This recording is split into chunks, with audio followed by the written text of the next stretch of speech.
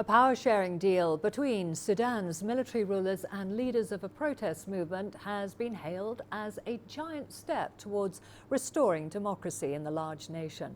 The 3-year deal brokered by the African Union and Ethiopia was announced on Friday and is due to be finalized on Monday. Well, the agreement has revived hopes for a peaceful transition of power in the country. CGTN's Thuli Tshabalala has more. Sudan has been plagued by internal conflict since the overthrow of Omar al-Bashir in April. Following months of protests and a standoff over the role of the army in the transition, both the ruling military council and a coalition of opposition and protest groups have agreed to form a joint military and civilian sovereign council to lead the country during a transition period of 3 years and 3 months. The deal itself needs a lot of work, needs a lot of struggle to continue, needs a mass movement of the Sudanese people to continue guarding the objectives of the revolution. And the big hazard, the big risk on this revolution is to prevent its path to continue in making a new military regime in Sudan.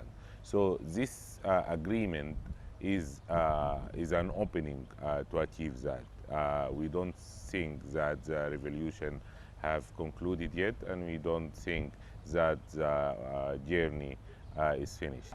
The deal provides for a civilian-led government of technocrats and a sovereign council that will operate as a collective presidency. It will consist of 5 members each from the protest movement and the military. And an 11th member will be a civilian selected jointly by the two sides. We have our names for our candidates for the Supreme Council and the Prime Minister ready.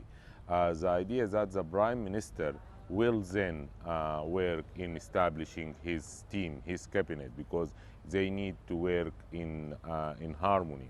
So, and he will be the fairest executive officer in the Sudanese state. So he needs to choose his minister, his cabinet, his team from within the candidates that are provided from the forces of freedom and change. The council will be led by the military for the first 21 months and a civilian representative for 18 months.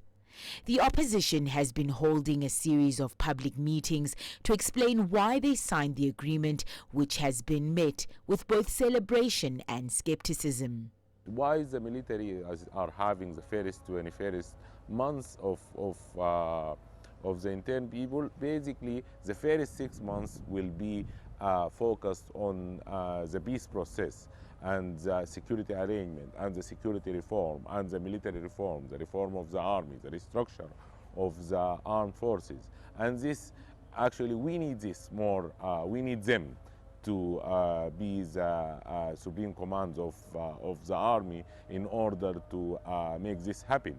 And as well, the civilian need full civilian authority in the period before the elections. We cannot allow the military to have the period, the 18 months before the election, while we are heading to the fairest,